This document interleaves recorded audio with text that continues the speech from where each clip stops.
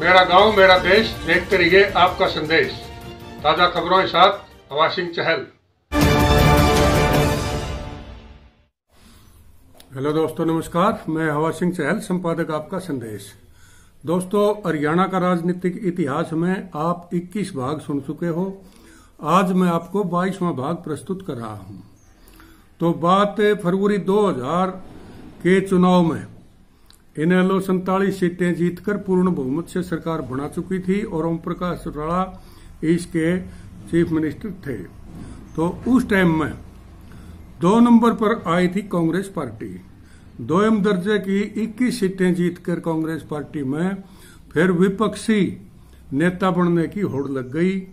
21 सीटें थी, 11 जिसकी होंगी वो विधायक दल का नेता बनेगा।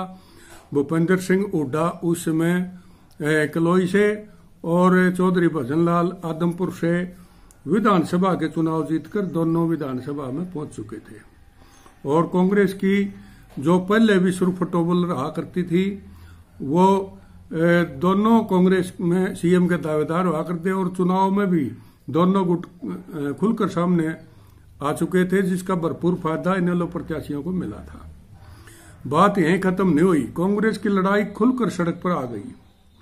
विपक्षी नेता बनने के लिए दोनों खेमे अपने अपने लाव लश्कर के साथ पूरी तैयारी में जुट गए। और ना ही तो हुड्डा साहब भजनलाल को जीतने देना चाहते थे और न ही भजनलाल हुड्डा साहब को विधायक दल का नेता बनने देना चाहते थे। पार्टी की फूट खुलकर सामने आ गई थी। भजनलाल ने हुड्डा साहब के समानांतर कार्यक्रम रखना शुरू कर दिए थे, जिसकी हाईकमान ने भी संज्ञान लेना शुरू कर दिया था। अंत में बात विधानसभा में विधायक दल का नेता बनने की आ ही गई। दोनों गुटों की सहमति न बन पाने के कारण विधायकों के चुनाव पर बात आ गई और पर्यवेक्षक ने कहा, भाई आप ये दिखाओ आपके पास कितने विधायक हैं। तो अंत में भजनलाल एक विधायक को तोड़कर उसके पास 11 हो गए, हुड्डा साहब के पास 10 रह गए। तो चौधरी भूपेंद्र सिंह हुड्डा ने यह बड़ी गलती कर दी। वो किसी अपने समर्थक को चुनाव न लड़वाकर खुद मैदान में कूद गए और 1 वोट के अंतर से एक किस्म से हारी गए। और पार्टी अध्यक्ष होते हुए तो उनने खुद चुनाव लड़ने का फैसला ले लिया, क्योंकि उनके समर्थक कहते थे कि जीत रहे हो बन जाओगे। लेकिन ऐन मौके पर एक विधायक, उसका सबको पता है वो विधायक कौन था, उसने भजनलाल को जिता दिया। वो 11 हो गए, ये 10 रह गए।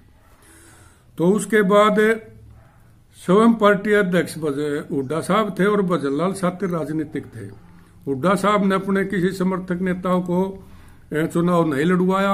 हाईकमान की नजरों में भजनलाल की छवि जो धूमिल हो चुकी थी उसको निखरने का मौका मिल गया, क्योंकि विधायक दल के वो नेता चुन लिए गए, जिससे बची खुची कांग्रेस की साख ये इसलिए उसमें धूमिल होगी कि दोनों का गुटबाजी खुलकर सामने आएगी और दोनों एक दूसरे पर आरोप प्रत्यारोप लगाने लग गए। पहले भी लगा कर दे, लेकिन जमा खुल के आगे रोड पर, और दोनों एक दूसरे को नीचा दिखाने में खराब माटी करने पर तुल गए।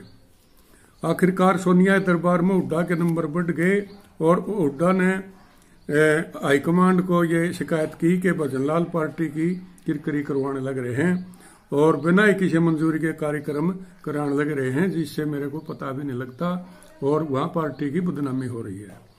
तो उसमें हाईकमांड ने उस टाइम पर उनको सख्त आदेश दे दिया कि अगर कोई भी हरियाणा में प्रोग्राम होगा तो पार्टी अध्यक्ष की अनुमति के बिना नहीं होगा, और उसमें अगर कोई बड़ा प्रोग्राम होता है तो पार्टी पर्यवेक्षक केंद्र का जाएगा और वो अपनी सारी गतिविधियों पर नजर रखेगा और किसी ने भी पार्टी लाइन से हटकर कोई बात नहीं करनी।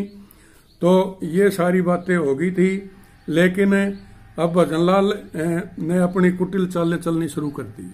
जब वो भीड़े बांध दिए कि भाई कोई भी बिना अध्यक्ष की अनुमति का नहीं करेगा, तो उन्होंने एक और कुटिल चाल चली। चौधरी धर्मवीर सिंह सुरेंद्र को हरा की और तो शाम से कांग्रेस की टिकट पर विधायक बन चुके थे, अच्छे खासे वोटों से जीते थे। तो उसको भजनलाल ने अपने पाले में लाकर और भिवानी के अंदर एक बड़ी रैली करने की घोषणा कर दी और हुड्डा साहब को उसमें चीफ गेस्ट बना लिया और धर्मवीर को आयोजक बना दिया। चाल सारी भजनलाल की थी, लेकिन कार्यक्रम सारा धर्मवीर का जिम्मा था।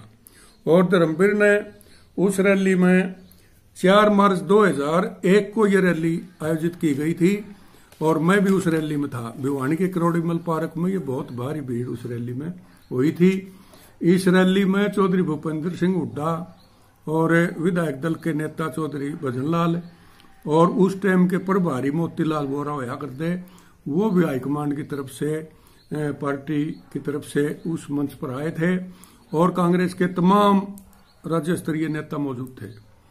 इस रैली में सारे नेता बोल चुके थे और अंत में अध्यक्षीय भाषण, क्योंकि हुड्डा साहब अध्यक्ष हुआ करते पार्टी के, उनके अध्यक्षीय भाषण में वहां पर वोटिंग शुरू हो गई।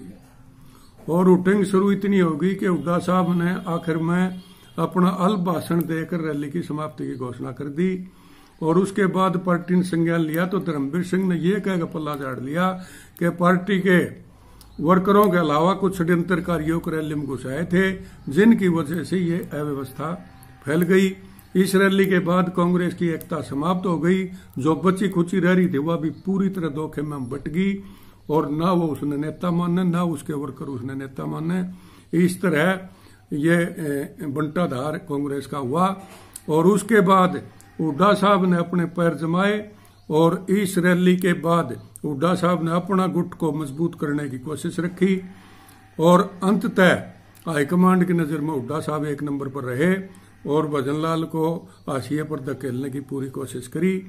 लेकिन भजनलाल के भी उसमें विधायक दल का नेता होने की वजह से काफी जुगाड़ हरियाणा में था और उनको जितना भरोसा था उतना तो नहीं हुआ। अजका का जन्म भी वहीं से होता है। इसके पहले उन्होंने यहाँ से इस रैली के 2-3 मतलब यहाँ मैं निकालता हूँ, 2 मतलब थे चुनाव में। एक तो यहाँ हुड्डा को कमजोर करने की साजिश थी और भिवानी में अपने पैर जमाने थे, क्योंकि इनेलो की तरफ से यहाँ से राज्यसभा सांसद थे, वो लोकसभा सांसद थे अजय सिंह चौटाला और भिवानी से विधायक थे धर्मवीर सिंह। ये 2 बड़े नेता मान लो यहाँ के मौजूद थे और कुलदीप को यहाँ स्थापित करने के लिए कि आगामी चुनाव में जमीन तैयार करी जाएगी, क्योंकि उस टाइम आदमपुर और आंसी ये दोनों हल्के भिवानी लोकसभा में हुआ करते। ये हिसार जिले के 2 विधानसभा क्षेत्र और दोनों में भजनलाल का बढ़िया जुगाड़ हुआ करता।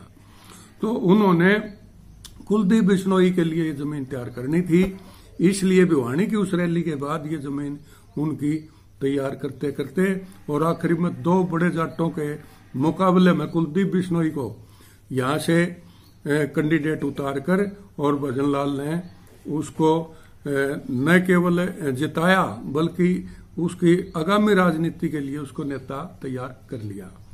और इस चुनाव के बाद सुरेंद्र सिंह अविपा के और अजय सिंह चौटाला इनेलो के ये दोनों हार गए और 24,400 वोटों के लगभग कुलदीप बिश्नोई यहाँ से जीतने में सफल रहे। इससे आगे की राजनीति में आपको अगले अंक में फिर बताऊंगा।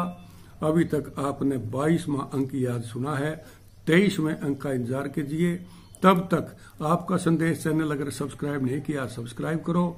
आपको अच्छा लगता है तो इसे लाइक करो और शेयर जरूर कर दिया करो। दोस्तों, ये आपका अपना चैनल है, इस चैनल को कामयाब करो ताकि हमारा हौसला बने और मैं नई नई जानकारी आपको देता रहूं।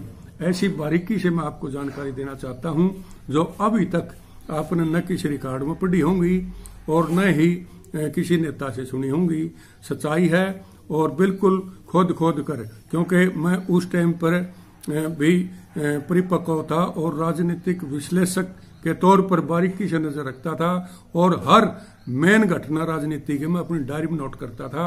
जो आज मैं आपको 20 साल बाद बता रहा हूं, ये सभी बातें मेरे अनुभव की हैं और मेरी आंखों देखी हैं या उस टाइम की जो भी मीडिया का जो तंत्र उस टाइम था उससे ली हुई ये बातें हैं, मैंने नोट की हुई हैं।